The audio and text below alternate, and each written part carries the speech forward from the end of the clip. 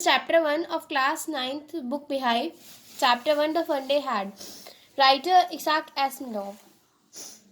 इस चैप्टर में 4 topics main हैं. इसमें रोबोटिक टीचर होते हैं. बच्चा जो होता है वो जैसे हम स्कूल जाके टीचिंग समझ करते हैं, हम स्कूल जाके स्टडीज़ प्रोवाइड लेते हैं.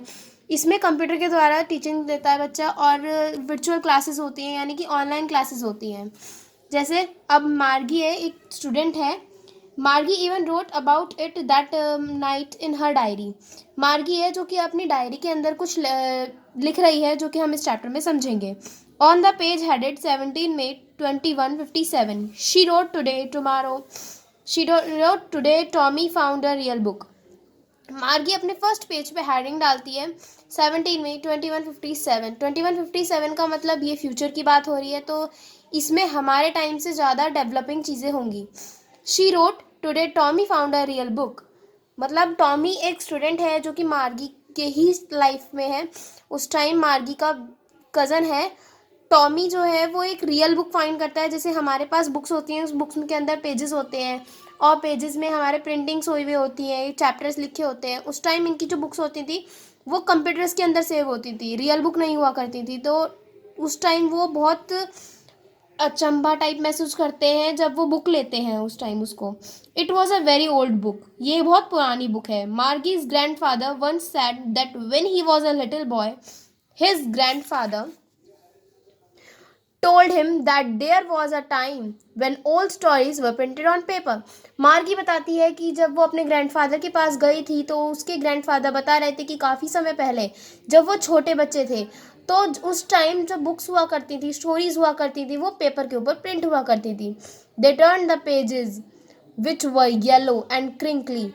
क्रिंकली का मतलब होता है वो जैसे हम पेजेस कहीं रख देते हैं तो पेजेस जो हमारे सिकुड़ के टूटने लगते हैं. जब काफ़ी साल पेजेस पुराने हो जाते हैं, बुक्स पुरानी हो जाती हैं, तो वो येलोइश हो जाती हैं, और येलोइश होने के बाद वो पेजेस में ना क्रैक्स आ जाते हैं, तो उसको बोलते हैं crinkly.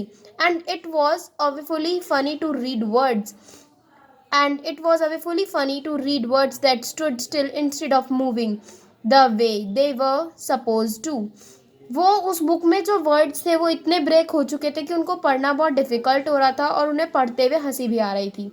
On a screen you know and then when they turn back to the page before.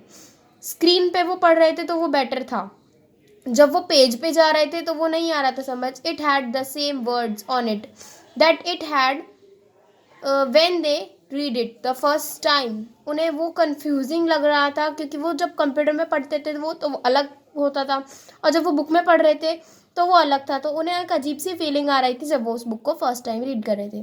Second paragraph. गी सैड टॉमी. टॉमी कहता है गी मतलब कितना अजीब सा है ये. व्हाट अ वेस्ट, ठीक है, कितना बेकार है. When you were through with the book. जब तुम बुक से पढ़ते हो you just throw it away, तुम इसे फेंक दो.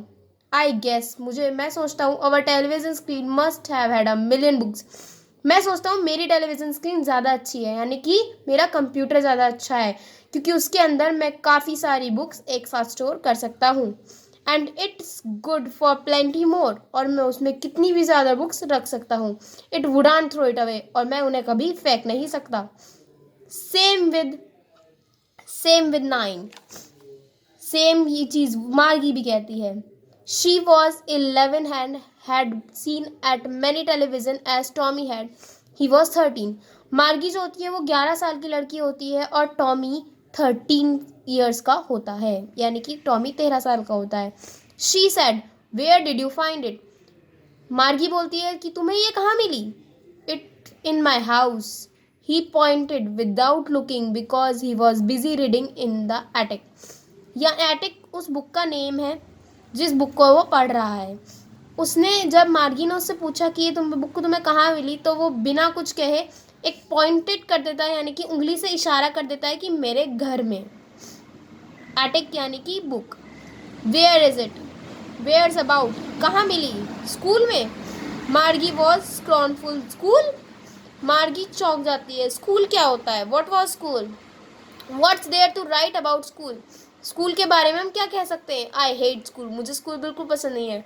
मार्गी ऑलवेज हेटेड स्कूल. मार्गी को भी स्कूल पसंद नहीं था. But now she hated it more. Then ever. वो उसको और ज़्यादा बेकार फील कर रही थी जितना